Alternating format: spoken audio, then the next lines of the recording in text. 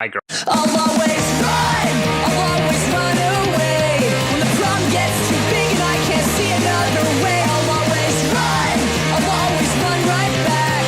'Cause I know it's only... That was a snippet of Escape Plan, one of the bigger singles off of Mobina Galore's 2019 album, Don't Worry.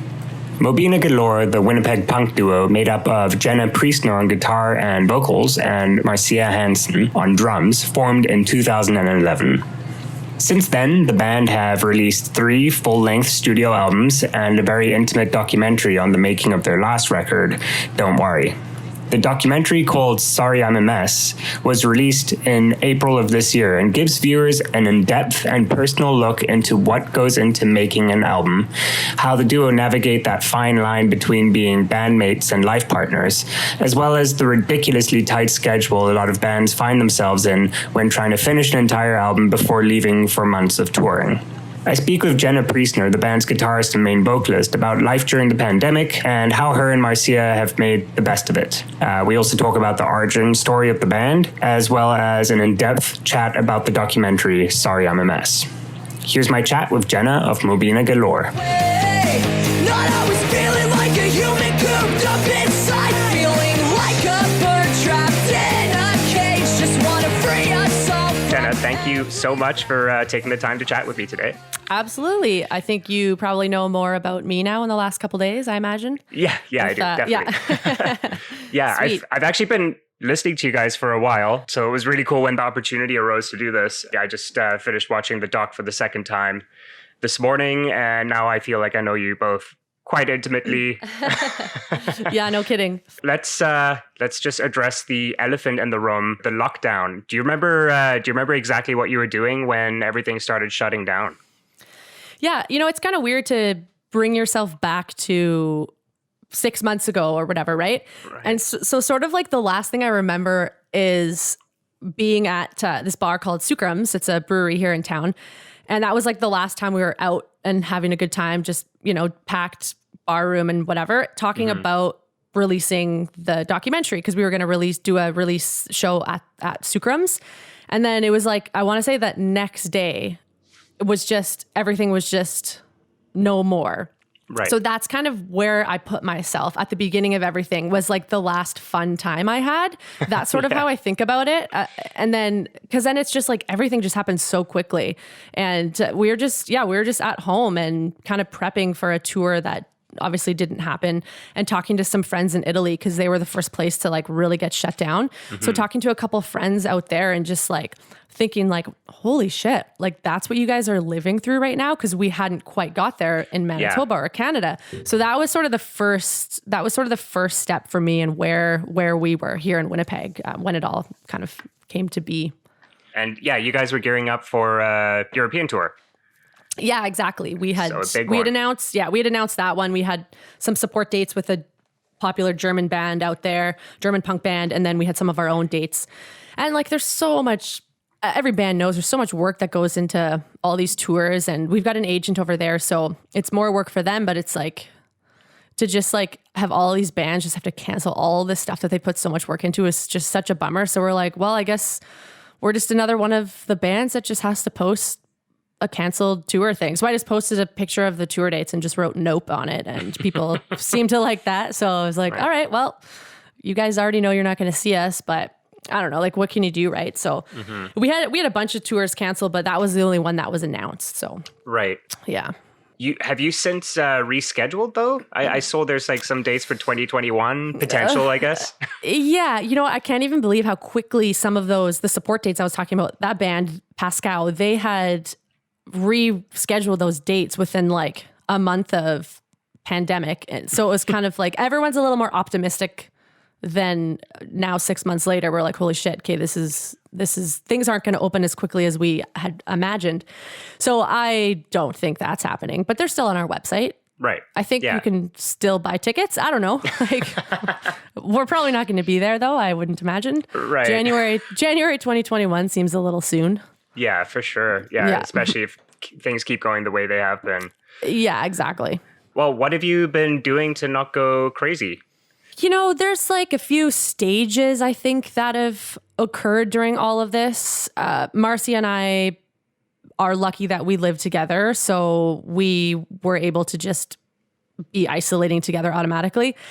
I mean, there's been so much stuff going on. Like for example, we bought and sold a house at the beginning of all of this. So that was a whole thing in and of itself.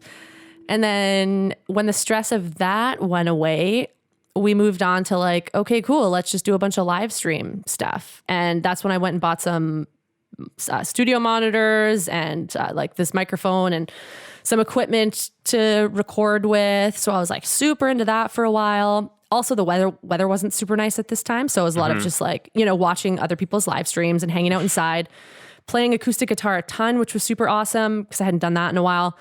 And then as soon as it got nice out, it's like I have barely touched my guitar. I don't remember how to use this recording equipment. And I don't know, like, I think I mentioned to you, I've been golfing a ton. Yeah. And just like, Winnipeg is so nice in the summer. You're just outside doing stuff. Just whatever. Like I play on a slow pitch team. We play once a week. Just like all sorts of stuff.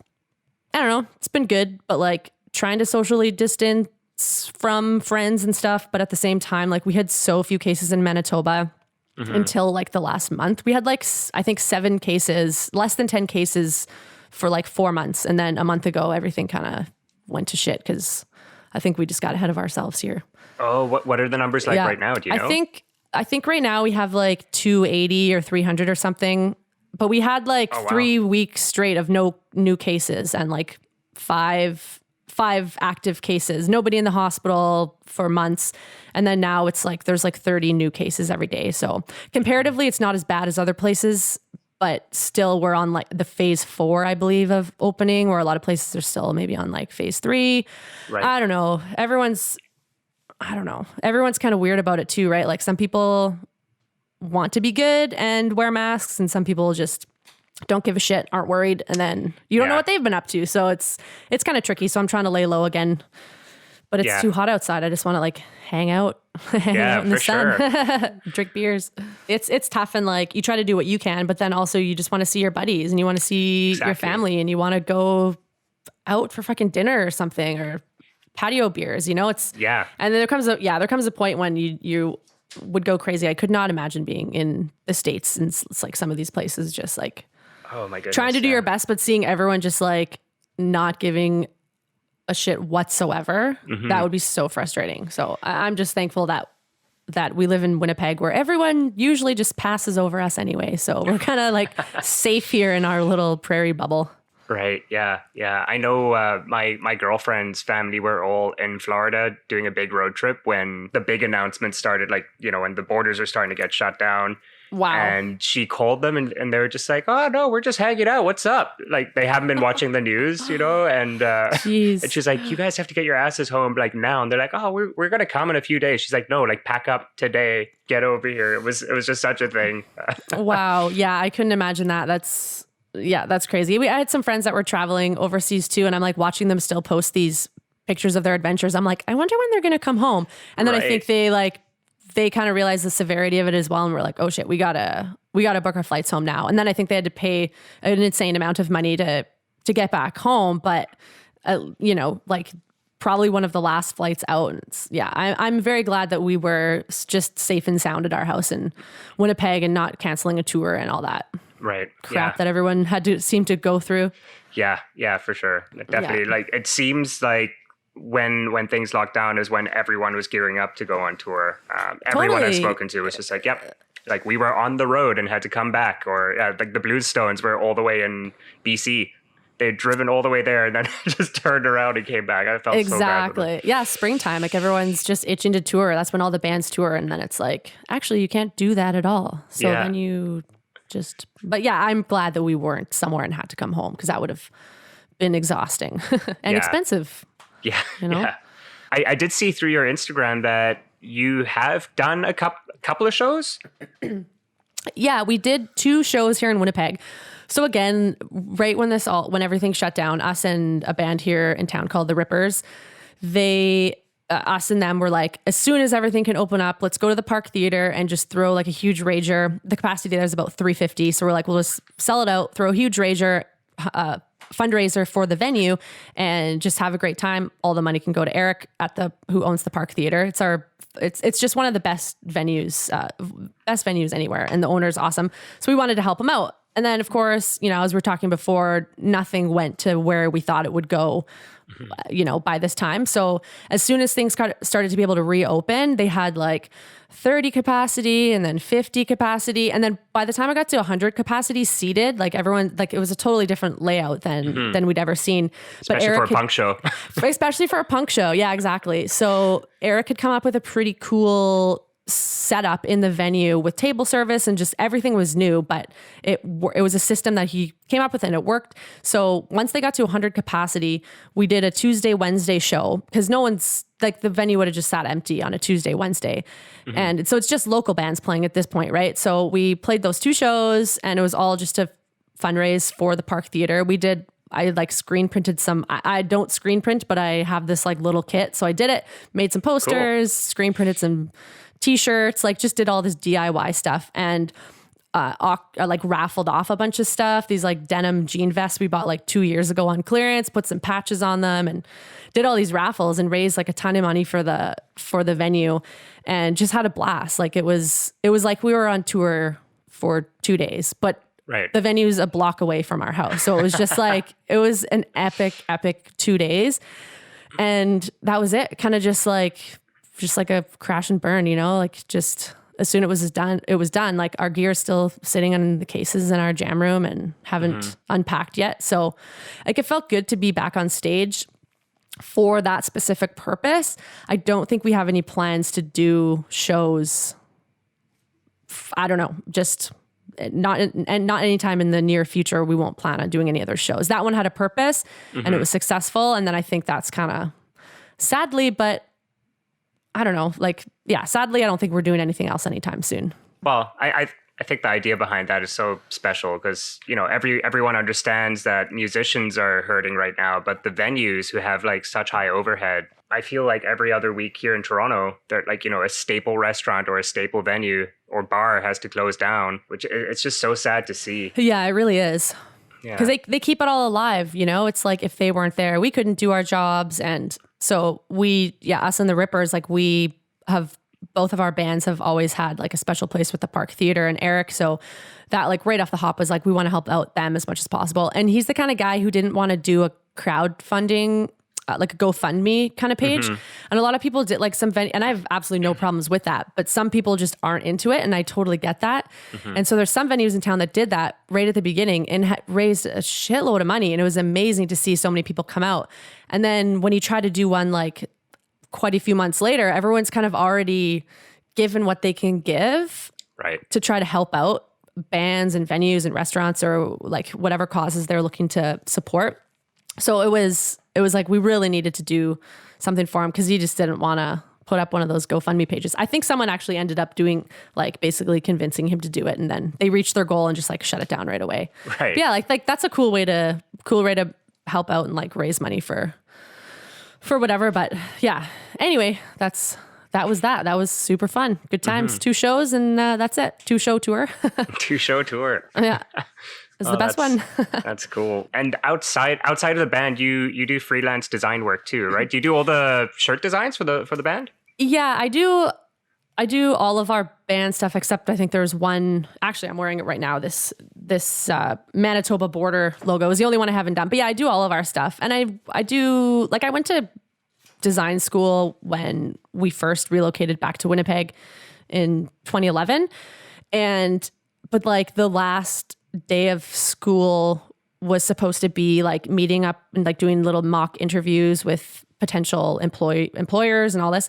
And I was like, oh, actually my tour starts that day. And so I like skipped, like it was kind of, I don't know. I wouldn't say it was a waste because I did learn some stuff, but I know the bare minimums to get by and like help out a few clients that I do have and do like a certain type of design, but it certainly saves us a lot of money having to like hire people out, and I enjoy it. So yeah, I do that a bit on the side, gig posters and album art and stuff like that. Cool. And and Marcia and I also clean. Well, I clean, and then I've kind of got her to help me. So yeah, just like cleaning condos and this like one older lady. I clean her place. It's kind of funny. I've just always been a cleaner and like housekeeping in some way. So it's kind of random and all over the place, but it's work that I can do anytime I'm in town, right? So that's kind of the idea. Yeah, that's such a good thing to have. I couldn't have like a quote unquote real job with the amount of full-time like music is usually. So yeah, it's good.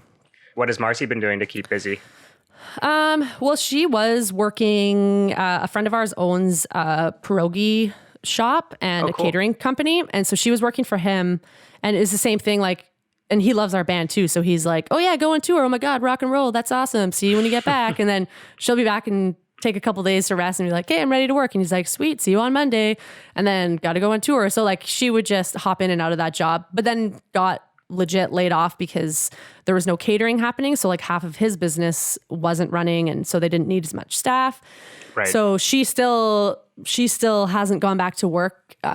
She just contacted him and it's the same thing. Like they just don't have work for a lot of their employees. And they have a lot of like full-time staffers, and she was more of like the casual kind of person when she was around. So unfortunately that's not happening, but she spends a ton of time. Like we've got family here in Winnipeg, like nieces and nephews and stuff. So she's always hanging out with them and just kind of kicking it with her family and just spending the days like that. Yeah. Well, now's the time to do it. Oh yeah, exactly. Like true. kids haven't been in school for so long. So it's like her sister is like going crazy being at home with the kids all day. Right. Yeah. So I was like, please come and save me. So we were just like, whatever, go play with the kids. Like they've kind of been we've been a bubble. Basically, they live just a few blocks down from us. Like we've been a bubble kind of since the beginning, you know? Right. So yeah, so it's been like that family bubble since the beginning. So we're always, just hanging out with them. And they've got a little above ground pool in their yard. So nice. We're actually heading over there as little 6-year-old birthday party tonight. So crack some beers and maybe hang out in the pool. It's like 34 degrees so nice. here. So yeah, there's really little to complain about at this point, I must say. Yeah, for sure. Yeah. So it sounds like you've been taking full advantage of the nice weather. It's pulled you away from your live sets. You were doing like all throughout April, pretty much. You know, you were teaching people how to play the songs and all of that. But now I understand why there's a pretty big gap, and that's totally valid and fair. Yeah, like I love doing those happy any hours. Also, like technology and internet, like we had to get new internet, as probably so many people did right when this all hit, because like it wasn't good enough to keep up with a video call or a stream or whatever. So we like bought all this new stuff and then had to like figure out how to use it and troubleshoot all the time. So those happy any hours that we did that are still up on YouTube for people to check out whenever, like those were super fun. And it gave like I kind of need a deadline, and I need to give myself a task, or like I'll just procrastinate, or like right now I don't need to be writing songs. I don't need to be playing music. So that's why all of our gear is still sitting in cases. But when we were like every Friday in April, let's do this happy any hour and let's make them all themed, it like really gave me a job to do that week. Like to either relearn a song, learn a bunch of cover songs, troubleshoot all this equipment, and then like make sure the live stream's working and keep up with the comments. Like I loved doing it. It was very stressful every week, but I think it was really good for me. And the feedback on it was great. Like a ton of people were messaging us privately after and just saying like, thank you so much. Like you're really helping me through this. COVID band of the year, like just all the positive feedback we were getting just kind of like propelled me forward. But I think people don't care anymore. Like people are hanging out outside, and no one wants to watch a shitty live stream of something anymore. Like if you don't have a proper setup, I don't think anyone's really gonna spend time watching or listening to it. You know, like the crap we listened to 5 months ago, it's hilarious, you know? I know. But we did it. Like it was we're like, oh my God, that's our buddy. Yes. And like, it's just going like everything's so warbly. Yeah. Like, you couldn't even hear the guitar, but you're just like, yes, you're doing it. It's something that's not, Netflix and Tiger King and oh my God, I totally forgot about Tiger King. Yeah. See, like that was a whole phase. Like, yeah. How long has this been, I know. Like it feels like it's just been, it feels like this has just been life forever. I forget what it was like. Yeah, exactly. And there was like I remember people kept posting these pictures of these frothy coffee drinks for like 2 days. So then we're like, what is this weird frothy coffee thing? I like the looks of that. So we figured out what it was. We happened to have all the ingredients, made it, and we're like, meh, that was fine. I haven't even heard of that. Yeah, like I couldn't even remember what it was called. But just these like weird little like 2-day or like week-long phases that just came through people's Instagrams or Facebook, like whatever social media you're on. Like sourdough bread? That was a sourdough big one too. bread, yeah. Like Mars for sure got into baking and cooking stuff. She made these amazing donuts. Holy shit. They were so good. Never made homemade donuts before. And then would go to the store to buy flour. And of course there's no flour. So she came home with this 20 kilogram bag of flour that we obviously still have. And there's nowhere to put it. So it just sits on our kitchen floor, like. Oh my God, I have the same thing in my kitchen right now. It was the only bag available. She's like, I may have made a mistake at the grocery store. I was like, what could that possibly mean? And then she comes home with this bag. I was like, you know what? That's fine. Like, we're going to use it. It's the size of a cement bag. It's ridiculous. Yeah, like, that's exactly. It's so funny. So, money well spent. Yeah. Anyway. Oh, for sure. Is she still baking stuff, like baking bread? No. Is anyone? I definitely am. I was trying to schedule my sourdough making around because we're going to Kingston to my girlfriend's family, like her brother and stepdad. It's their birthdays like around this weekend. So I promised everyone a loaf of bread each. And nice. I'm hating myself for making that promise because sourdough is like, it's an investment. Like I've been making this since last night at 3 a.m. Yeah. No, I've never done the sourdough thing, but we do make a lot of homemade pasta. We're trying to cut back just, to be healthy and whatever. Yeah, but tough. yeah, we make homemade pasta. We got the fancy KitchenAid and the pasta attachment and all that kind of stuff. So we make that wicked. Quite a bit. That's where the 20 kilograms of flour goes into and pizza dough. No pizza pierogies? And pasta. No pierogies. I kind of want her to go back to work so that I can get some more free pierogies because they're very delicious. Yeah. I'm not going to pay for them when like in a month when she maybe is working again, she can bring them to me for free. Yeah, exactly. Just savor it for them. Yeah, totally. Have you been working on any new songs? We worked on, we've got one new song. We played it at those 2 Park Theater shows. That's kind of it. And then there's another one that sort of, I don't know, it might be half of a song. I've been more so working on solo stuff, I guess, and like just trying to get back to acoustic and like more, like I love folk music and like Americana and just like super chill music. So that's kind of what I listen to most of the time. Okay. And I kind of want to start writing songs more like that and take inspiration from those types of bands as opposed to more like punk bands that would generally kind of, create what Mobina Galore songs are now. So it's been more like solo stuff we're working on and then seeing if any of that stuff could be translated into a Mobina style song.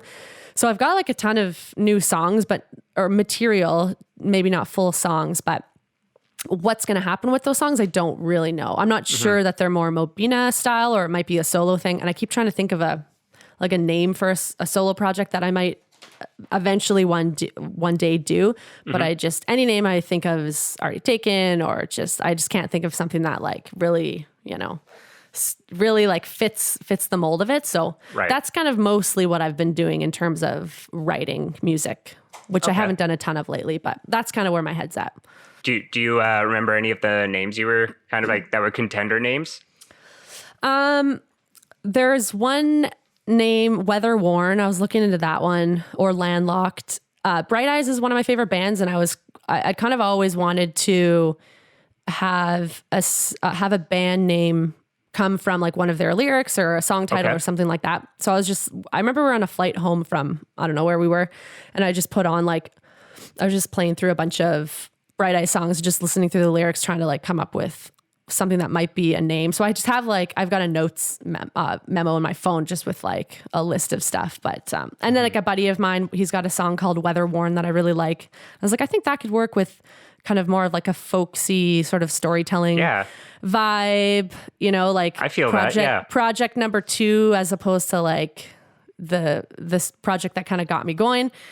But that is a band, but there's a lot of bands that are, there's like a couple of them and there's like less than 1,000 plays on Spotify, that I'm like, I don't know if that matters. I know. It's such a weird, such a weird time right now too, right? Add a period to the end of it, and then is it a different name? I don't know. So I saw on your Insta, it was for a festival that you were going to do that got canceled, and you and friends just went anyway and just made like a little camping trip out of it.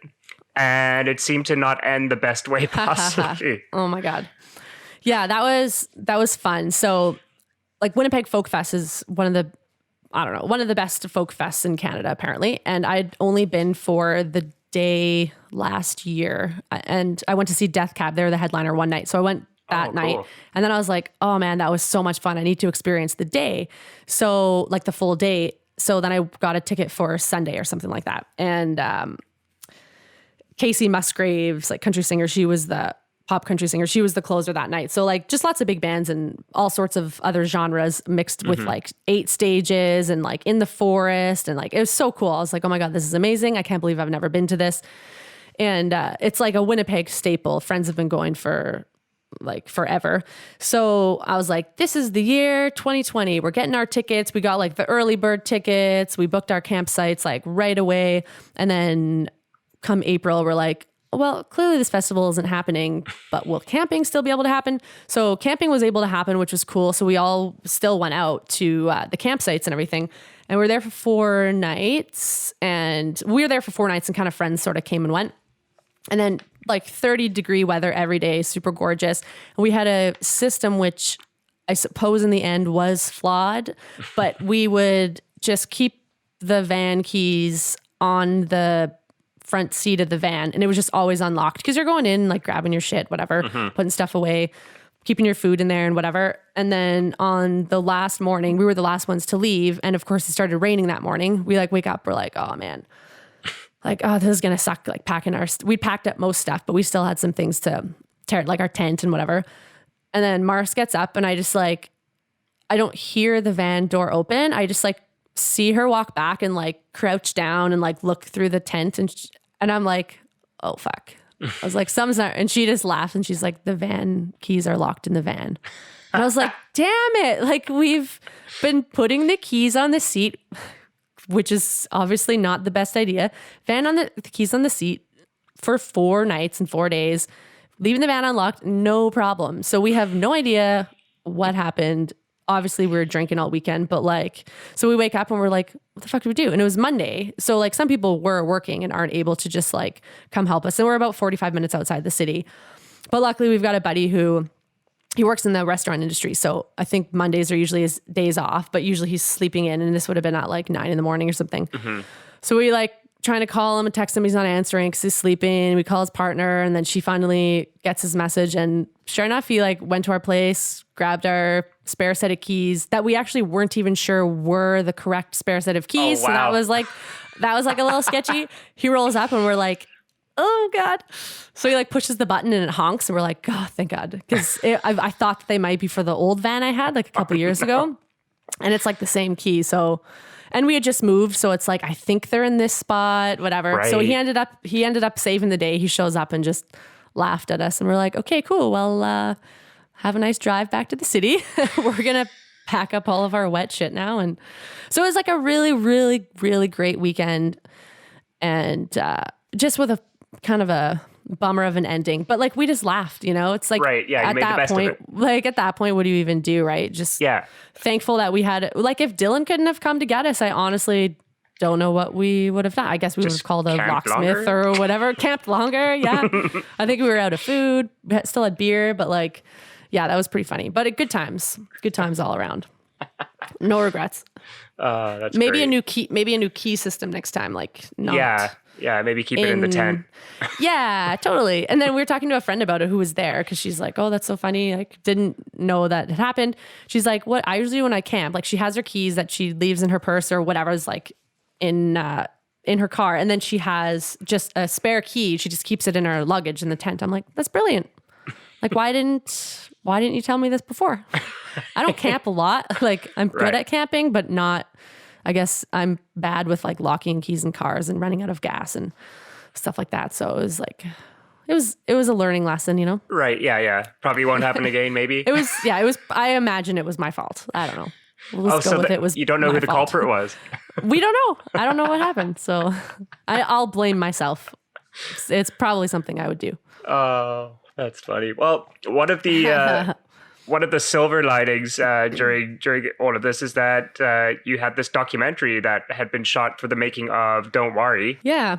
Something big that I noticed with bands is pushing content out and still staying engaged with your audience. So at least you had that. You had something like new and something people could watch. And it's great. It's such a good documentary. Like I said, I watched it a couple of times, saw new things in each one. And it's so personal too, right? It's such an intimate look at what it's like to make an album. And oh God, when you were recording the Oh Irene song, like that was just such a special moment too. And just a great documentary. So that kudos for that. Thank you. My first question is, why did you have the crazy deadline of like, we have to finish the album and then fly out? Because that's what I do to us.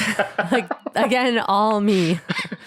Like, if it wasn't for me, none of this would have happened. But also, if it wasn't for me, like, or if somebody else had any input, it wouldn't have been. This always happens. Like, I just set ourselves up for way too many things and we're possible of doing, and then somehow we do it anyway. So yeah, that was all me. But the tour was with single mothers, and like we've loved them forever and have always wanted to tour with them, and had a tour the year before something like fall through, or I can't remember what had happened. It was just last minute or something. So we didn't end up playing the tour with them. So when this one came up, it was like, hell yeah, we're going on that. And then we had trip we had got on, like we never go on vacation really ever, but we went on this Mexico, I don't know if you know Brandi Carlile. She's a like Americana singer. No. She won a bunch of Grammys this year. She's amazing. And she hosted this festival in Mexico, Girls Just Want a Weekend, and she's gay. So like pretty much everyone at this resort, and you're there just for the festival. So it was like 90% all just like gay women. So it was amazing, and had the best time. Just performances. They perform every day. Like, yeah, it was just a big party, as you can imagine, at an all-inclusive.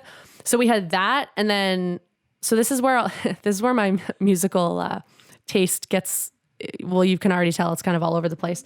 So we had that. And then like the day after we got back, Justin Timberlake was playing at MTS Center. And I was like, hell yeah, I need to go see Justin Timberlake. Yeah. Such a babe.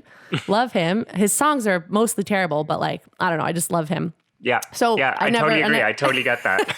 Especially his new record. It's terrible. But like his singles are good, but I don't know. I just love him. So never seen him before. So we're like, we're doing it. We're getting floor tickets to this. They were like $250 or something stupid. Probably more than that, actually. And so we had that. And then we had the Single Mothers Tour. So it was like, okay, well, within all this time, like we had all these little things happening. We needed to squish stuff into places. Like that's kind of how our schedule ends up working. Like making an album. Like making an album. So we're like, okay, so we need to. So I don't know what came first. It was, I don't know. Like if we had the album scheduled first and then we had all these other things come up that were like, oh damn, we got to go to that. So then it kind of, and then it's like with all of that surrounding the recording, we needed to like practice for the recording and then practice for the tour. Like, I don't know. It was like saying it out loud. I don't understand like how that all worked out, but it worked out. This does seem to be a theme, at least from something I picked up from the documentary. It's kind of how the band started out too, because you were just like, oh, we're going on tour, we're doing it. And then that's how you kind of force yourself, like you said, into these situations and you always come out on top. Yeah, I think that's just kind of how my brain is always kind of turning, which I think is what's really, trying to think on the positive side with this global pandemic going on. But I just... like I need this downtime because otherwise I don't give it to myself. And I'm very aware of that. Like there's times when Mars is like, okay, you're not allowed to open your fucking computer on Sundays, or like you need to take a day off a week where you're not being like, hey Mars, what do you think about this merch design? Or like, oh, I had this cool idea. Why don't we email this person and see if they want to get together and blah, blah, blah. She'll just be like, just chill out. So like, I need this downtime. So otherwise, like in the documentary, it all just happens at once. But I think I do well in those types of environments. It's just knowing when to say no, which sometimes I can be bad at in terms of like, I don't know, cool opportunities and good times. So yeah, but like, I get that. Yeah, but it all worked out, you know, like because we didn't have a choice. I think that's part of it. Like you don't have a choice but to do all of these things that you've scheduled that like legit have a schedule, like a tour. You can't postpone that. Like you need to finish. Like in the documentary, there's the one part where I'm like, because we're not coming back. Once we leave here today, we're not coming back. And that wasn't fake in any way. Like nothing in the doc was fake, you know. It was like that was that last day when we're sitting there and we had like all the shit to do, and something came up with JP, the producer, with a different project, and he was away from us for like 3 hours that morning, and we're sitting there stressing out, like so mad at him. We're like, what the fuck are you doing? Like we're paying you for our time right now. And obviously like he, you know, we didn't have to pay for that time that he was off kind of like putting out another fire. But we're just like, we have so much to do, but we still managed to get it done somehow. So it was good. And the tour was great. Like on the road with single mothers in Western Canada, which we both have a draw in Western Canada. So that was fun.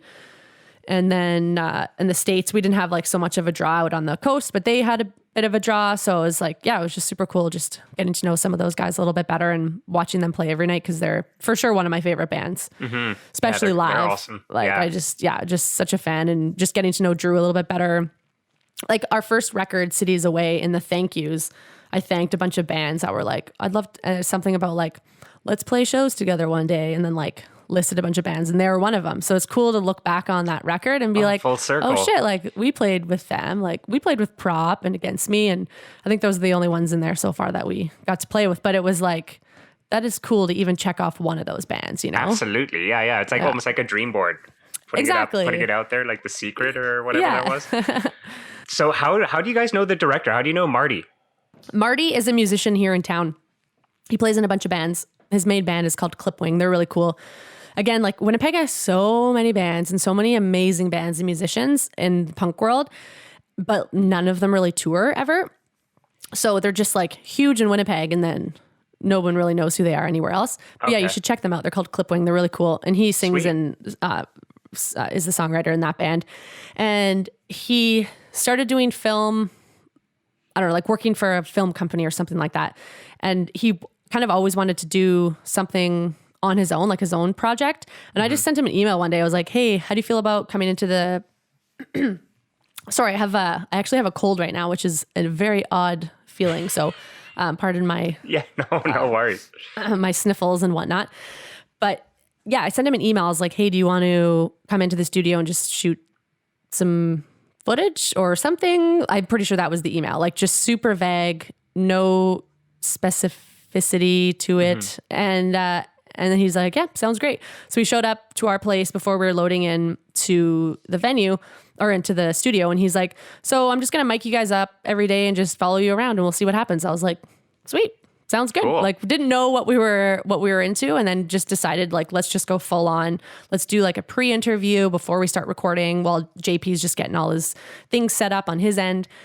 And then he'll just come in as much as he can in between his other jobs and film everything. And then we'll just keep the mics rolling all day long.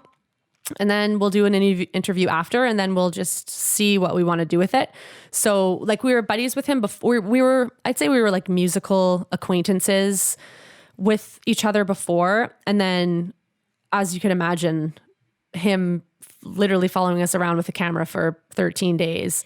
Yeah. Like we're buds now. Like we're buds for life. And he's like watching through 50 hours of footage over and over. Like he knows us. Well, probably better than we know him, of right, course. Yeah, for sure. But it was just great. So now and he was stoked because it was his first project that he got to do on his own. And he got some funding from it, from the government as well. National Film Board, I think, because I don't know anything about like film funding. Oh, yeah. So he got some tough. I'm familiar with the music stuff, but he knows all the film stuff. So he was able to get some grants to cover a bunch of costs. And like, just the other day, I sent him money because like we never even talked about like payment or anything, because he was just like, I don't know how much this costs. I don't even know what we're doing. I was like, I don't know what we're doing either. And I also don't know what this costs. So it's kind of just like experience in a sense. But the amount of work that he did, like we'll just send him money every once in a while and be like, do you still need more money? Like, I don't know. I don't know if like we still owe you or like you did a really good job, but I don't know. Maybe we've settled our, whatever our balance was, but it was great. Like, I'm so stoked that we did that.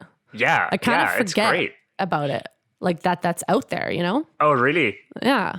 Interesting. Until like talking just today or the other day with you about it, I was like, oh yeah, the documentary. Yeah. I was like, there's of course. Like, because we watched it so many times, like doing the edits, and like once we figured out and like really game planned what we wanted, like what the vision was going to be for this and what sort of the storyline and how we were going to share and what songs we were going to share and how deep we wanted to get into how the band met and who we are as people and everything. So once we kind of solidified how that was looking, Marty and I got together a few times at his place and just looked through footage and sort of edited on the fly. Mm-hmm. And it was really cool to be part of that process, because you're not really like making music videos. You just like, usually the director or like videographer has the idea, has like the visual idea, and then they just give you a couple edits and that's that. But this was like our story, you know? Yeah. And so it was really cool to be part of that. And, but we watched it so much at the start, just making sure all the edits and everything were good, that now I don't think we've watched it like probably since like we released it in April. I don't think I've watched it since. I could watch it again. I don't know. It's cool. Like, I'm like, that is really how I am, is it? Was it, what was it like seeing yourself? Like when you were first looking through the footage and seeing some of those scenes play out, like what was it like seeing it for the first time? Like, I don't find it too strange for myself. I think Marcia was more like, oh, I don't like seeing myself on camera. Like, she doesn't really love photo shoots and doing the videos, but it comes with it. So obviously you have to, but me, like, I like it. I like all that kind of the showbiz in the camera kind of stuff that you need to do as an active band. So seeing myself on camera was like, it wasn't a big deal, but it was like, it just kind of reaffirmed that like, yeah, I can be like pretty serious, like business when we're talking band stuff and when we're in the studio. Like sometimes I'd find it hard to just like relax and enjoy myself. I'm like, we need to get this done. This needs to be perfect. And it's like, so sometimes there'd be like shots of me. I'm like, just chill out, you know, like, right. But then like, it was cool because Marty was able to capture all that stuff. Like, I think the middle part where there's just sort of like frustration and annoyance and boredom, and like, he just was able to capture it perfectly because it was just real. Like, it was how we were reacting. So we're able to laugh at ourselves big time. Like, some of those scenes, like, we just laugh so hard. And some of the stuff that's not even in there, just the hilarious B-roll, like, footage that Marty wanted to put, you know, like at the end of the doc, just as like, there's a couple things at the end there, like just so much stupid shit that probably we would only think is funny, like in the moment. But right. Yeah, there's hilarious stuff in there that it's like, what the fuck are we even talking about? You know, like the weird language you speak that we talk about in the doc. It's like, it's so real. And he'd be like, check out what JP said here. I'm like, the fuck does that even mean? Like, out of context, it's just just such a weird, like, recording is just such a weird process, you know? Like, it's, I don't know, everyone does it different. There's lots of ways to do it. But yeah, that was really fun. I'm really glad we did that. But we didn't get to have a little party like we planned to, but we just, Sucrum's, the brewery here, Andrew, he's the owner and he's a fan of our band too. So he's like, yeah, hell yeah, bring all your friends here and we'll screen the doc. And since that didn't happen, he just like gave us a flat of beer. And so all of our happy any hours were like, and today we are drinking Sucrums, and just like, what are you drinking, Mar? Like just this, just beautifully, crafted, placement, advertising placements in our videos. Yeah. We like put the can like just in here. I'm like with my Starbucks cup. Yeah.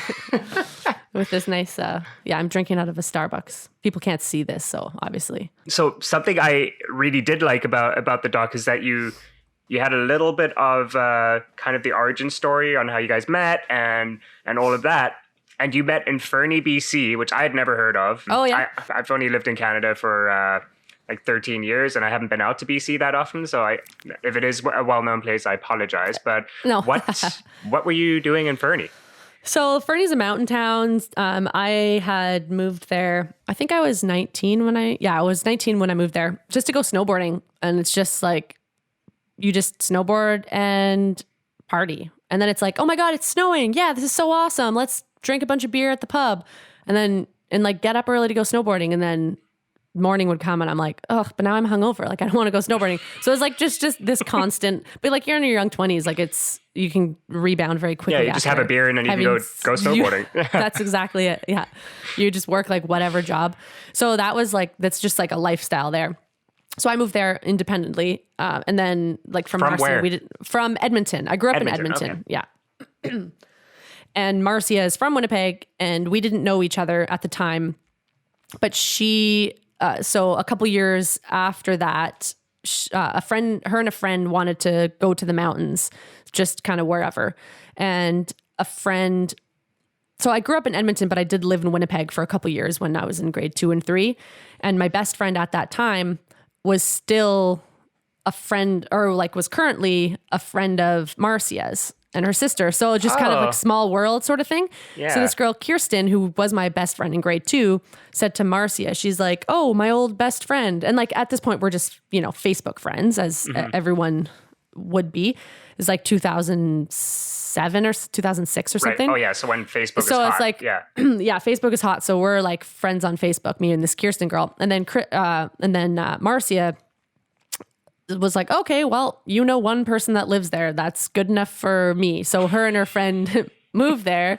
She like stalked me on Facebook a little bit. And then, so she knew me moving to Fernie, but I didn't know her. And then we just ended up meeting again through mutual friends. Fernie has a lot of people from Winnipeg that go through there. I'm not sure what the story behind that is, but there's just like, I always had a Winnipeg connection since I first moved there, like aside from Marcia. And then when she moved there, we ended up meeting. And then I just had a jam room with, like, I had drums, guitar. I had a roommate who also had an electric guitar and an amp. And I had my acoustic at that time only, and like a bass and a keyboard, just like a bunch of random instruments kind of collected throughout the years. And we would just play music. Marcia's like, yeah, I've drummed before. I was like, great, we're starting a band. And our roommate played keyboards, and guitar as well. So this was an old band. Like we started some band, I don't know, a long time ago. And I played acoustic. It was like poppy, folky. I don't know. It's kind of hilarious. There is actually one video that if you crept hard enough somehow, I don't know how you'd find it, but there is one video on YouTube. So I challenge you to find this video. It's just so funny. Like I can't take that video down. I've taken everything else down of like terrible live shows that we played in like 2008 or whatever it was, right, before we started Mobina Galore, because it's just kind of embarrassing. Everyone has a past though, like whatever. Absolutely. A deep, dark YouTube past. But there's like, there's one video that's still up there. And it's just like reminds me of the good old Fernie days, and for sure. Yeah. So kind of, nostalgia. Nostalgia, totally. So it all started there. And like we started the band, we started dating at the same time. So it kind of all just sort of went hand in hand. And then once we started playing Mobina, like we started that it was like 2011, I think it was, end of 2011. And we had like 3 songs. And I think I actually listened to the songs, just demos that we recorded on this like Boss 8-track digital recording thing that I have. Mm-hmm. And we just recorded our own songs. And like, it's funny because they're not they're kind of terrible, but they're not super terrible. But we just didn't have we didn't know what we were striving to be at that time, like when you're starting your band. It was for fun, but I was like still booking us tours, and like Marcia's like, what the fuck? Like I barely know how to play these drums. I'm like, well, I barely know how to play this guitar, so let's just take it on the road. Right. Yeah. So that it's just been like that since the beginning, I think. And then finally, like eventually kind of between album 1 and 2, I found my voice, like physically found my voice and like where and how I wanted to be singing.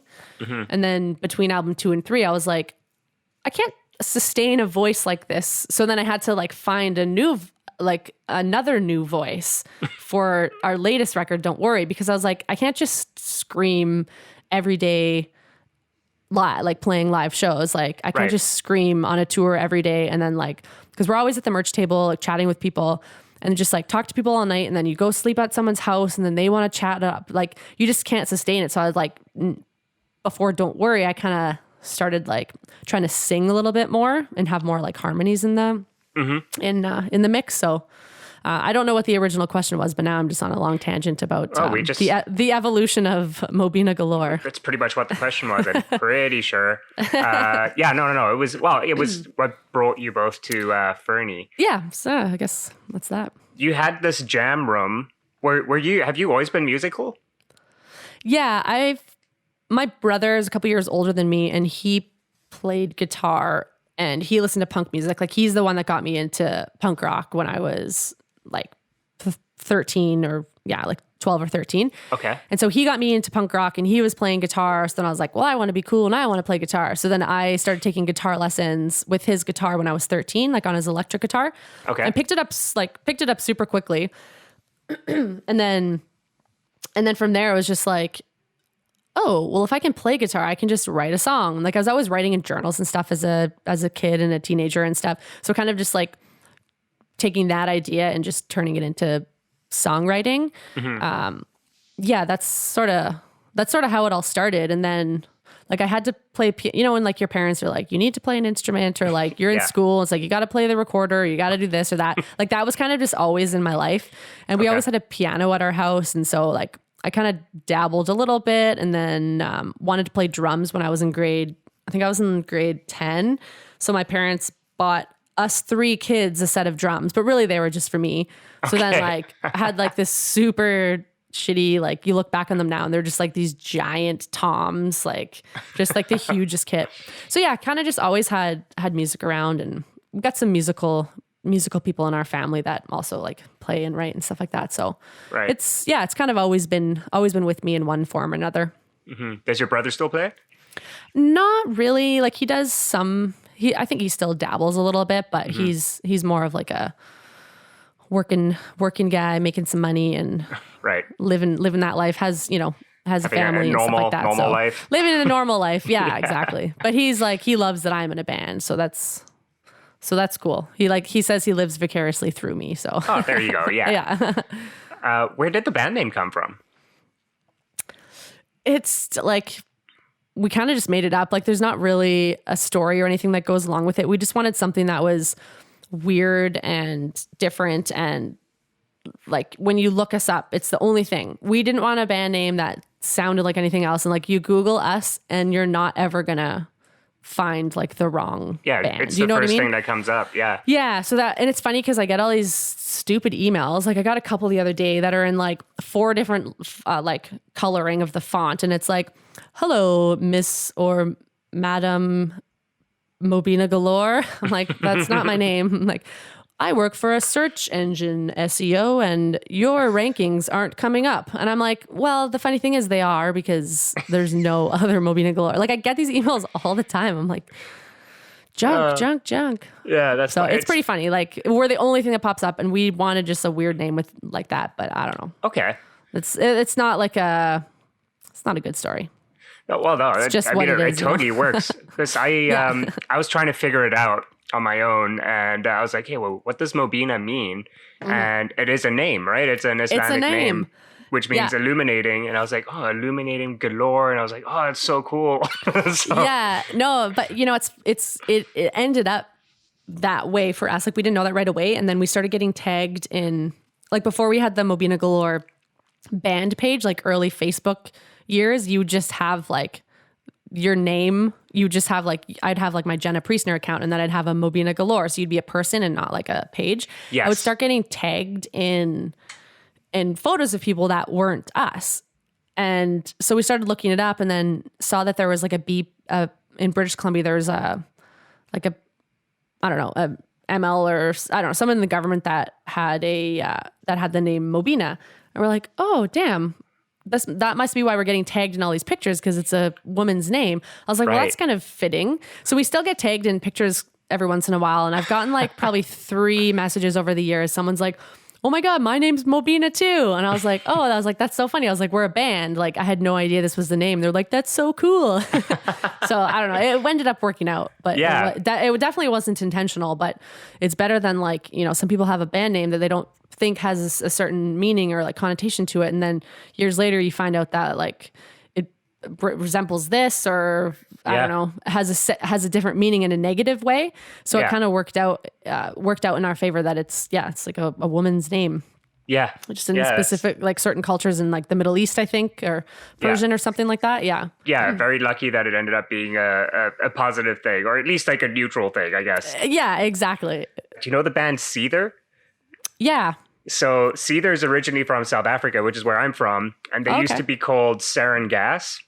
Which was, a fine name, but they had to change to Seether because sarin gas is what they used in World War II to, like, that's what the Nazis were using. And they had no idea. They were like, we just thought it was a cool thing. But it could totally go the opposite way, right? Yeah, no, I didn't know that, but that's exactly it. Yeah, I feel like there's been quite a few bands that have, for good reason, and I commend them for it, for changing their name or updating their name just to be aware of what the word means to some people, just keep it neutral. I like that look at it, just keeping it neutral, and you can't offend anybody and piss anyone off, or exactly. There's enough shit for people to be pissed off about online. Like, why make your band name or like your album name or something like more complicated for people to hate you or whatever? Yeah, exactly. People like just love poking holes in everything these days. So yeah, exactly. Yeah. Well, another great part of the documentary was seeing your relationship with JP and how you guys how you found him, which was also just such a punk rock thing. I found was just like looking at the back of your favorite albums. I mean, like, holy shit, this guy's here. And totally. Yeah. And it really just seeing that energy that you have in the room and what he brings to the table. It's definitely like he's your music Sherpa. Absolutely. We really lucked out when we met him, and it was just that, like looking on the back of like CD booklets or whatever. And it's like, oh man, this prop album. And obviously when you live in Winnipeg and you listen to punk rock, like Propagandy is already one of the best bands in the world, but you're just like, holy shit, like we live in the same city. Mm-hmm. And so I was like, maybe there's a chance that someone with this new prop record doesn't live in the States or like too far away. And ideally Winnipeg. And then, sure enough, he did. And we sent him like I don't even know what we would have sent him, like a demo of whatever it was. Like he liked it enough or could hear enough of what we were looking to do, or like the potential in this one song. I think it would have been Bad Love Song, which is like, we don't play that song anymore, but it's like that we had a placement on a TV show with that song, and it gets like the most radio play, like through SoCan. Like that's the song that still gets the most radio play and like pays us the most money, even though we just don't play it anymore. Mm-hmm. But that was the song that kind of like got it all going. And it's cool because the first record that had Bad Love Song was like everything, guitar, bass, like tons of guitar, like there's just all sorts of shit in there just to like pile on. There's keys and there's like violin on one of the songs that JP played.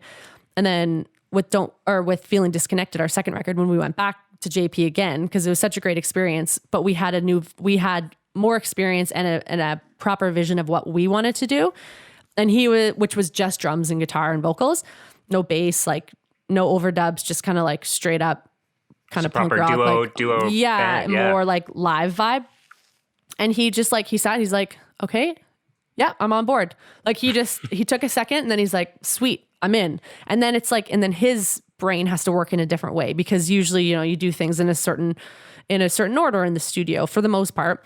And with bass being completely removed from that and not an option, and no keys, no like extra instrumentation in there anywhere to like fill up any frequencies that might, be lacking with no bass and stuff like that. He had to work in a different way, and it was fucking awesome. So then the third record, we're like, well, we'll go back to him now because we have an even clearer vision of what we want to do. And it's a mix between those two records. And that's kind of what Don't Worry was not going too crazy with extra stuff, but also like, I don't know, like we want people to listen to the record, and we want satellite radio, or because commercial rock radio is complete bullshit. But like, if they want to play it, that's great. But like, you kind of have to have a certain type of sound. And some people who don't generally listen to punk rock might like our band or might like certain bands because they're not just in that sort of niche punk rock, right? Like just kind of like the classic tempos and strumming patterns and stuff like that. So we wanted to sort of break that and try to reach fans that wouldn't necessarily have found us to begin with, you know? Right. Yeah. So and he was just on board with all 3 totally different ideas we had for each of those records. So it's just like, yeah, it's just really cool. But it'll be interesting someday when we work with someone else, because we're just so used to working with him now that we're like, so are we just like, is this what we do, or will we venture out some other time? But like, we're so comfortable. It's in our own city. He does a fucking awesome job. And, yeah, it's like, we're so glad that we met him, and he's just such a lovely guy to work with. And he loves spicy food, and we love spicy food. And there was this market, they've since moved, but it was just right across the street from his studio. And it was an African Jamaican market, and they sold just the most amazing hot sauces and snacks. And we would just go there and get samosas and just dip them in like, he'd be like, try this one. And it's like just these chunky, like mango, can't remember what they're called now. Like mango chutneys? Yeah, but different. Like, it has a word and I just can't think of what it is. And it's just a different type of heat. Okay. And it's just so amazing. So we would just sit there at lunchtime and just like burn our faces off with like all this super spicy hot sauce. And we're like, all right. And we're like, okay, we need a beer. Okay. And they'd be like, all right, let's go back to work. So it was just like, we just had a fun relationship outside of recording as well. Like, we were able to kind of snap in and out of it. Right. And I think that helps quite a bit. Do you ever hang out outside of working together? We have not like hung out per se, but we've seen each other out, and like we've had a beer out at a show. Like, because he's worked on obviously a ton of local bands, and he'll head out to release shows and stuff like that.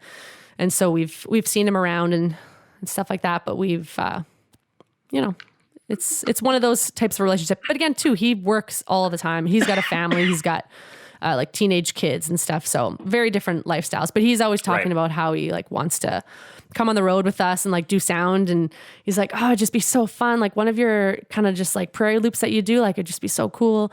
I'm like, well, our shows aren't that big. Like, I don't think we need like, but if we go on like a big support tour, we're like, sure. So who knows? Like, it's one of those relationships that could kind of go in, can kind of go in a bunch of different ways. And we'll for sure be connected with him forever to some degree. Yeah, he's a cool guy.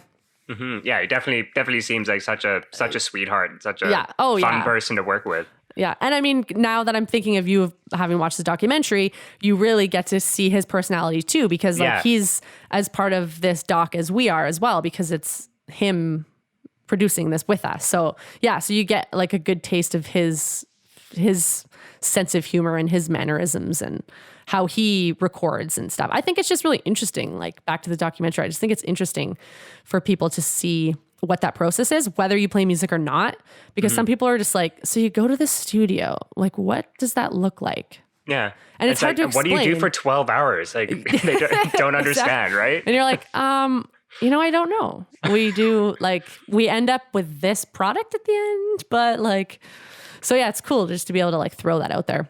Something else that stood out in a big way was obviously yours and Marcy's relationship. You guys are so cute together. It's so interesting. And I always love couple bands. I guess that's the term, couple bands. Sure. Have you ever like had a fight outside of a recording session and then having to come in and just leave it at the door and then we have to work right now? Like, yeah, that's more of a tour thing for sure. But I know what you're saying. So, it's because we've been dating and in this band for the same amount of time. Like, both of them happened at the same time. It is all we know with our relationship with each other. So we're used to hanging out together all the time. Mm-hmm. And like, somebody is Jason Isbell. He's a folk singer, Americana singer. He tweeted at the beginning of like this pandemic. It said something about like, he's like, any couples who haven't toured together are really going to struggle through this pandemic. Like, he just made some kind of point on that. And I was like, holy shit, no kidding. Because him and his wife tour together all the time. So they're stuck at home together, but no big deal. And then all these other people are stuck at home together, like losing their minds, I could imagine. And for us, we're just like, great, we just get to hang out. But now we just get to hang out at home. Yeah. So we're used to it. So we don't fight a ton, I don't think. So it really is just separating. And we had this discussion quite a few years ago about like when the band was kind of moving forward and knowing that this is what we were going to be doing. for the foreseeable future. It's like, let's just find a way to just separate the two. And we kind of touch on it in the documentary as well, but like, just check out of a relationship and be like, okay, we're just in, like, we need to get work done. This is what we're doing. You just put all those other, like, just all the other shit aside that could be like clouding your mind. So I find it kind of easy to sort of switch in and out of that, but it's when we're on the road, like when you are living in a van together, like that's different than like on in top a house. of each other. Yeah. Constantly. And so that can be a struggle of like, you bicker. I would say 99% of our bickering happens when we're driving, like, and because Mars does most of the highway driving and she doesn't like driving in the city, but I like driving in the city. Like I'll drive in New York, like Manhattan, LA. Like I think it's fun. God. I enjoy it. Like I'm all about it. So Can't thankfully, and she's just sitting there. She's just sitting there like, good God, like losing her mind. So if she ends up ever being the one, like we tag off at the wrong time and all of a sudden we're rolling into this big city and she starts getting stressed out and I'm like, that was your exit. Like, blah. Like we start just yelling. Right. Like I get so mad and, just read the maps, blah, blah, blah. Like it's right there in front of you. And I start getting mad and then we'll just be like furious at each other. And it's usually about driving. That's like generally our what our fights are about. But then it's like, okay, well now we're going into the venue and we're not going to walk in here fucking bickering like a couple in front of people. Because we've seen people do that before and it is so annoying. It's like, you got to check that. Throws a wrench into everything. Check that out the door. Like we even had a couple of friends, they were not in a relationship. They're just friends and they're in a band together. But if they were like mad at each other that day, like they were just, I don't know, they're like two cats, like just fighting all the time on stage, you could tell like, and they would be putting on a great show, like great music, and they would just glare at each other. And it's like, come on, like people can see that, you know? Oh, feel it. Yeah. Yeah. And you're like, man, like you are not doing anything for yourselves on stage here. Like people know what's up right now. So we've just become pretty good at just turning that off and like checking into band mode, but then being very supportive, like, cause we do know how to support each other in a relationship way. And you can translate that into band, even if you're backstage and we're nervous before a big show, like open up for a big band or something. And it's like, fuck, like I'm so nervous. And then it's just like, we can talk each other into like settling down and settling the nerves a little bit, like with that relationship experience, I guess. I don't know. It's we've managed to navigate it for 11 years now. So it's working somehow. Right. Yeah. We get home. I was just gonna say, we get home from tour and I like shut down for like a good couple days. And I think that's a big part of it too, is realizing when you need that space. And before it'd be like, are you mad at me? Or like, what's wrong? And now we just know, like, as soon as I get home from tour, I'm like, I'm not talking to anyone. I'm not answering my phone. Like, I'm not seeing friends or family for like a couple days. And then that's like my rejuvenation. Whereas she doesn't need that. It's almost the opposite. So it's like, we get that time and then it's like, okay, cool. Now we're just in relationship mode. We can stop talking about the band for a couple days anyway. And then until I start inevitably bringing it up again. So you start booking tours? Yeah, exactly. Don't get too comfortable. Yeah, I mean, there was a moment in the doc when you were just like, I'm bored, because she was just going through the drum sequence over and over again. Oh, and that was like a prime example of like, where I was just like, this is how you know this is a good working relationship and relationship, because you had that moment where she's like, all right, well, just go then. And then I was like, ooh, that seems and then it seemed like right after she got the take, like she came in and you had a discussion, 30 seconds, and it was like squashed immediately. Like it was so funny. Great. That's kind of one of my favorite parts. Yeah. I'm like, well, you don't even need me here. And she's like, I don't know, but just get out of here. I'm like, okay. And I like just put my guitar down in the middle of the floor. And that happened another time. And Marty and I think it was whatever it was. It was it would have been a drum part. There's a couple drum rolls in there that she just like had struggled with for whatever reason. Like you get into the studio and all of a sudden you're like, why the fuck can't I play this part? So there's a couple parts and there's this one other time, again, like we didn't need to be there. Marty and I, like he had enough footage of whatever he was doing.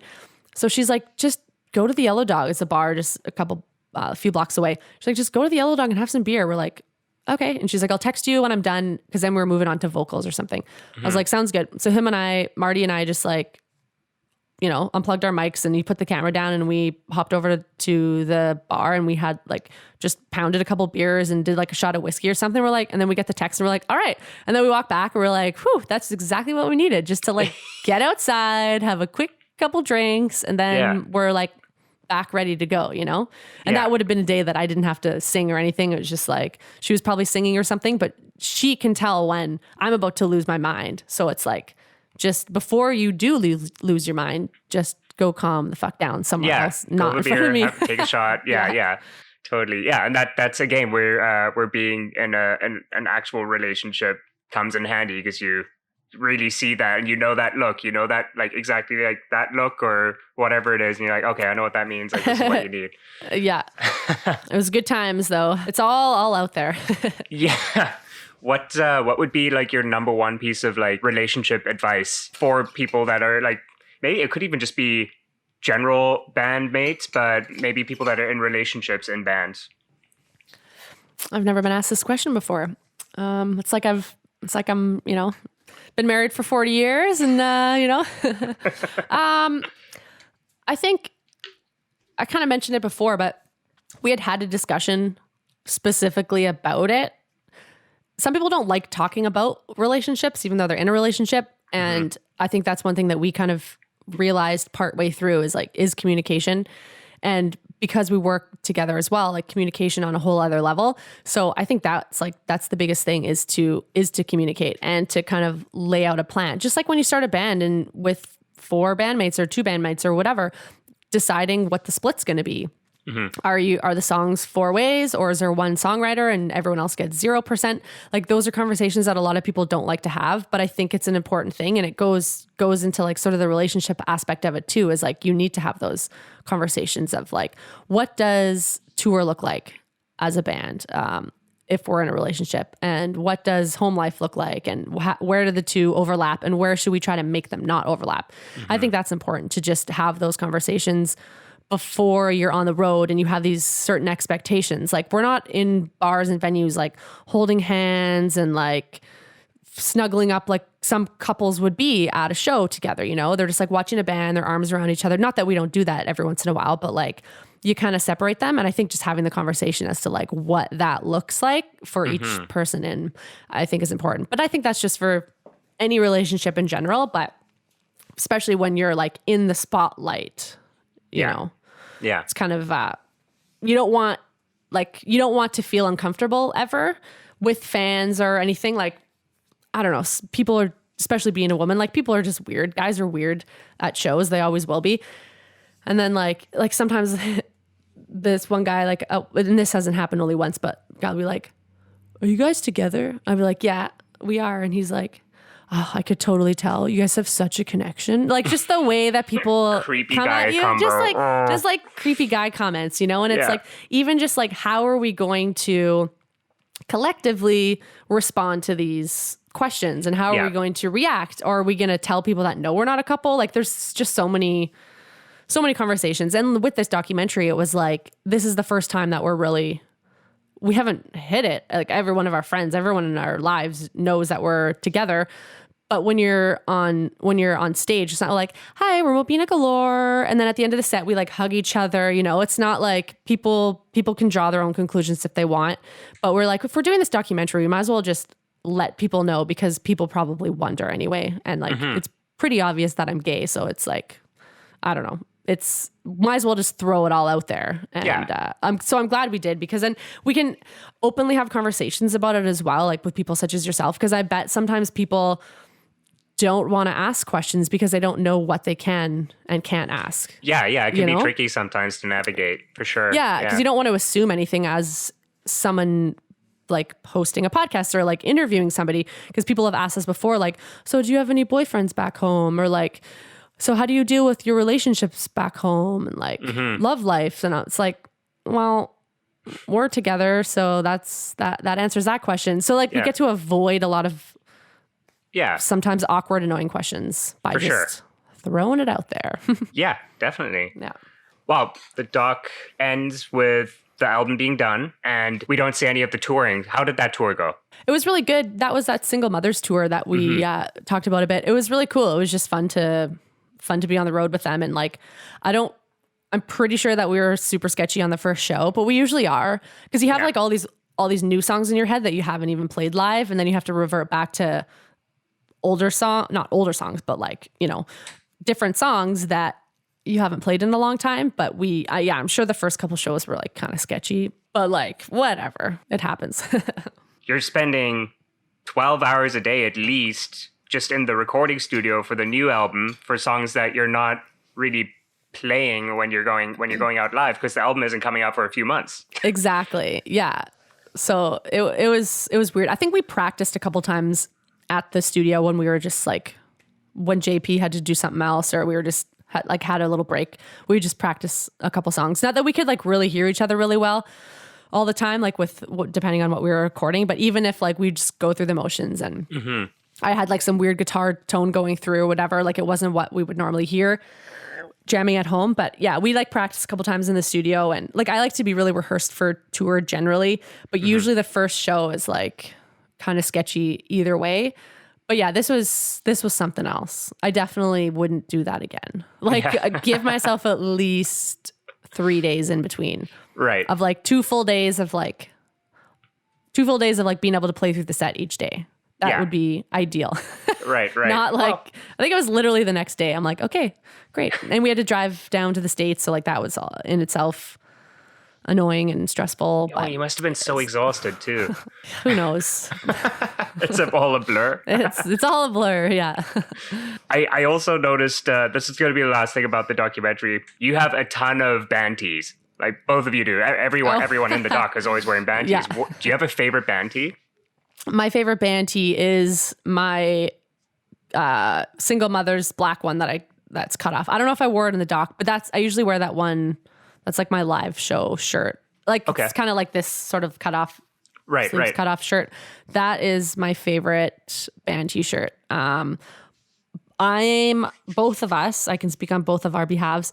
Both of our favorite shirts are any shirt that is like a soft style, good quality shirt. The single mother's one isn't, but for some reason, like it's so worn in, and because the sleeves were cut off, it fits great. But like, we are not like Gildan heavy cotton fans or like just that style of shirt. Just like, I could love the design, I could love the band and be like, but if it feels like sandpaper, like what's the point? Exactly. Like we're always looking at the tag. Like we've always used to get American Apparel shirts as our band shirts. Like we always pay more money for our shirts to be like good quality shirts and soft fit and feel and everything. So that's like, those are our favorite band shirts. I think Marcia's, what does she wear a lot? She wears her Intellectual shirt quite a bit. Again, like cut off sleeve. We played a few shows with them in Europe a couple years back, and I think they hooked her up with that shirt. That's cool. It's like a design on like the whole shirt, you know, like one of those. Oh, just one like of those looks, like giant just ones. like just all white, but just like looks really cool. I think that's probably her favorite shirt. But I could be wrong. Yeah, my single mother's one. That's my number one. Cool. Yeah, I know what you mean with I appreciate a band that has a soft shirt, because I feel like I wear band tees for the most part too, and they're mostly not the soft shirt. And yeah, it sucks because like one of my favorite bands is Fiddler, and one of my favorite shirts of all time is one of their shirts, and it's literally, it's like I almost get a rash from it because it's like it's just scratching me all the time. Totally. But yeah, so that's cool. I like that there's some thought in it, you know? Yeah, exactly. Okay, so these are just like the last 3 questions, just general ones. How do you go about finding new music? Despite all of the shitty things that Spotify does or does not do for artists, all of that aside, and being an artist on Spotify, I fucking love Spotify. They have the best playlists, and that is how I find my new music. I'd say 98% of the time, maybe 99%. There's like that 1% of people who say, hey, listen to this band. Like I get that all the time. You should listen to this band. You should listen to this band. I like rarely listen to bands when people tell me that, because you just keep getting so many names thrown at you. Right. So yeah, mostly Spotify. Like I'm all about going to a song that I like by an artist that I like and going to that song radio, and then it just plays through.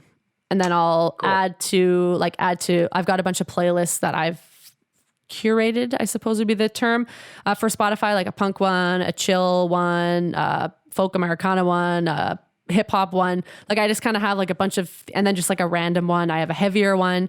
So like if I'm listening to more like hardcore kind of music or something, or like I put on like a heavy single mother's song radio, and then, or like a Cancer Bat song or something, and then hear a song I like, I'll just throw it on the heavier playlist. So that's kind of, and then I'll look back and be like, who was that anyway? So that's kind of how I'll like sort of like fill my my new music quota into these little like, I categorize them via Spotify. Okay. Yeah. Who would you say you've been listening to the most throughout the last few months? Well, as I mentioned before, like I like a lot of slow, chill music. Connor Oberst is one of my favorite singers, and he, like, I have probably listened to his record Ruminations more than anything, I think, over this last little while. And like, I love Taylor Swift, and her new record's pretty dope. That's new, so it hasn't been like a ton lately. I don't know. I haven't been so much like listening to albums lately. Like even yesterday, Marcy and I were coming home, and we had to make a cake for this birthday party that I spoke of a little earlier in this conversation. Yeah. We're making this like birthday cake that was going to take us a little while. So we're like, okay, when we get home, we need to put on like, what are we going to listen to? Because we always just revert back to this like super chill music. And we're like, we need something more uplifting. And we're like, we really wish that we could listen to like the Drew Thompson Foundation, but like not that. Or like listen to like Spanish love songs, but not that. Like, because we listen to like all these albums so many times, but we just want like that album, but something slightly different. Yeah, you know? That vibe, but something new. Yeah. And that's where I've been struggling with as of late, is to like find a new like full record that I'm really into. I've just been listening to so much, like so many playlists, and just like I'll listen to an album, and then my Spotify just keeps playing, right? And then I'll just listen to like random stuff. So that's kind of what I've been doing. So it's I really would like to find some new like full records that I'm like super into. Yeah. Yeah, I find that to be a struggle these days too. I also find like newer artists don't necessarily think of an album as a full listening experience as you would like for people that are making vinyl, pressing vinyl. Totally. You're always thinking that A side, B side. It's kind of hard to find an album that you really like love and that you can listen to back to front. Yeah, exactly. That's kind of did you ever listen to Japandroids? Yes. At all? Yeah. So like I was thinking about them the other day. Their Celebration Rock album, which is like so good, and it's just like a summer album, and it's just exactly what it should, the title encompasses, like Celebration Rock, like that's what it is. It like starts with fireworks, I think. And like I should actually just listen to that record because I haven't listened to it in a while, but I want that record, but just by somebody else in like some other way. And I'm sure it exists. I'll throw it up on Twitter or like Facebook and be like, does anyone have any recommendations like that basically sound like this record, but not this record? And so Facebook can be really good too. Like if you're just hanging out, like sometimes it's been a while, but like if I do have a design project on the go, I'm going to be in front of my computer for quite a few hours, and I'm like in the zone for like a specific genre, but I don't know quite enough about it. I'll just post on Facebook and be like, send me a link, like a YouTube link or a Spotify link to a record that you would listen to like in this certain instance. And then you get like all sorts of different genres, like all across the board, even stuff that like I wouldn't normally listen to. Like sometimes more like, I don't know, have you heard of Alt J or Tame Impala? Like that kind of stuff. Like I don't listen to it often, but sometimes it's like just exactly what you need. Just something a little more in like the quirky sort of category that you're not singing along, but you're really, it's just like, it kind of just like is in your, like, is just a vibe in your head. So I like to ask people on Facebook, and people on Facebook like to tell you what's up. So they like to give their opinions on things. That's for sure. So that I can always count on all of my Facebook friends who I don't actually know most of them. All right. And then last question, like who's your new, maybe an up and coming artist, or just like latest find, like a latest new artist that you found that you're really into these days? I know you just said you've been struggling with that, but yeah, that's a good question. The first thing that came to mind, and again, this like, he's a folk guy. His name's Ian No, and he's got a song, because you mentioned that, like we've got a song called Oh Irene that I wrote for my grandma, and just listening to like whatever stuff on one of his songs came up and I was like, holy shit, this is a really well written song. Like I love the song, added it to my acoustic playlist, and then looked at his album and he had a song called, I think it's called Oh Irene, or it's called Irene or something. I was like, oh shit. I was like, I have a song called Irene. So then just like right away started listening to that record. And it's just been like a really cool mellow storytelling kind of vibe through the summer. That's been good because also Marcia's sister, we hang out with her a ton. She's the one, she's got a couple kids with the pool that I spoke of. She loves really chill music. So we're often sharing like that vibe, and that's kind of been on repeat. I don't think he's new, but again, it's like, I feel like even new music, like you could think something's new, but it's actually like their fourth album, you know? Yeah. So I meant new to you. In that context. Yeah. So I think that's, I don't know. Yeah, this is just making me want to go like listen to more music now, and yeah. When I really want to write certain styles of music, I listen to certain styles of music. So talking about doing more like solo stuff. Sorry, I'll listen to like certain genres. But when Mars and I are wanting to write more music, I'll put on some like heavier kind of stuff, or like like La Dispute, or just like hardcore music that I haven't listened to in forever. I'll put on some like old, like I used to listen to Death by Stereo and like saw them a couple years back in Winnipeg, and we'll throw on like old records that I used to listen to, and like SNFU, started listening to them a bunch again lately, as I'm sure a bunch of people did. And I was like, fuck, I really dig this. Like, why have I not been listening to this for like several years? You know, like you just forget. And so it becomes new to you again. And I think that's new for me, is looking back at music that I haven't listened to in a while and appreciating it in a different way than I would have, 15 years ago or whatever. So that can be fun too, because you're listening and like with a totally different mindset and just different time in your life too, right? Yeah, absolutely, and they can speak to you in a different way. Yeah, I find vinyls really help me with that, because most of the records I have, either they're just like what I find in a discount bin and I'm like, oh, this looks fun, and then ends up being really cool, or oh, sweet, definitely not cool. But a lot of times too, it's older records that I was listening to growing up, and I'll be like, oh, I haven't listened to this in 10 years. I think the last one, I'm looking over at my collection now, or what's on top, and I think the last one was Refused, Shape of Punk to Come. Oh my God, yes. Such a great album, and that's something that I just recently re-listened to the whole thing, and I was like, oh my God, what, so great, so good. That album is so good. Another band that I had started listening to, I've got a record, and I think that's probably why, is The Hives. Like just a few of their records, but like it's just so fucking fun. Like Sweden just has so many cool bands that have come out of there, and The Hives, like they're just so fun and different, but like very approachable. I don't know. Yeah, right. That's a cool band that I completely forgot about until just flipping through records and put it on like sometime during this pandemic 6 months we've been in here. Yeah. But yeah, you're right. Records will really do that, because sometimes like if you don't flip through your records all the time, you forget what's there, and then you're like, oh sweet, yeah, I totally forgot that I had this. Like I forgot that this is the vibe I want. Or like La Tigra. I've got a La Tigra record that fucking rips. Awesome. Like every time I listen to it, I'm just like, yes, why don't I do this more often, For just sure. Really like gets the energy level up. Cool.